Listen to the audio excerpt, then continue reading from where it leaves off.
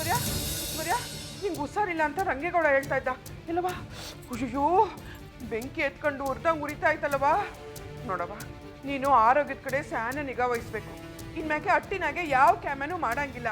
ಅದಿರ್ಲಿ, ಈ ಮನ್ಸಿನಿಂದ ಇಳಿದು ಕ್ವಾಣೆಯಿಂದವರೆಗೂ ಬರಂಗಿಲ್ಲ.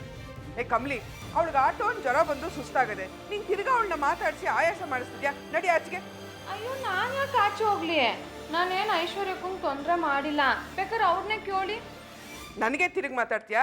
ನೀನು ಹಿಂಗೆ ಬಿಟ್ರೆ ಪದೇ ಪದೇ ಬಂದು ಅವಳು ತೊಂದರೆ ಕೊಡ್ತಿರ್ತೀಯ. ಇದಕ್ಕೊಂದು ದಾರಿ ಮಾಡ್ತೀನಿ ತಡಿ.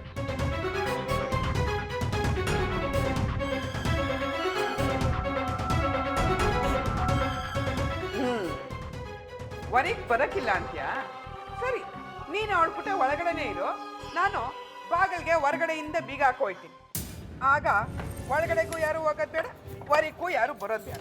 ಅಯ್ಯಯ್ಯೋ, ನಾನಿವಾಗ ಕುಂಟೆ ಬೆಲ್ಲ ಆಡೋದು ಹೆಂಗೆ? ಐಶ್ವರ್ಯಕ್ಕ, ನೀವಾದ್ರೂ ನೋಡಿ.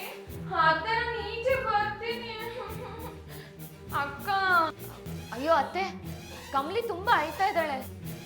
ಬಾಗಿಲು ತೆಗೀರಿ ಅತ್ತೆ, ಪ್ಲೀಸ್.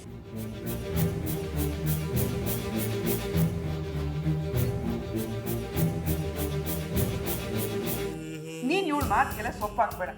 ಅವಳು ಇಷ್ಟೇ ನಂಗೆ ಬಿಡು. ನೀನು ಆರಾಮಾಗಿ ಮನೆ ಕಣ್ಣು ನಿದ್ರೆ ಮಾಡವ. ಹಾಂ, ಬರ್ರೆ ನೀನು ವರಕ್ಕೆ ಬಾ ಬಾ. ಹೋಗು, ಹೋಗಲ್ಲಿ ಕುಂಟೆ ಬಿಲ್ ಆಡ್ಕೊ ಹೋಗು.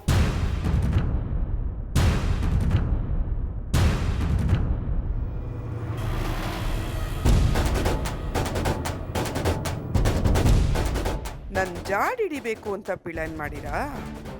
ಈಗ ಅದು ಹೆಂಗೆ ಐಶ್ವರ್ಯನ ಹೊರಗೆ ಕರ್ಕೊಂಡು ಹೋಯ್ತೀರಾ ಅಂತ ನಾನು ನೋಡ್ತೀನಿ.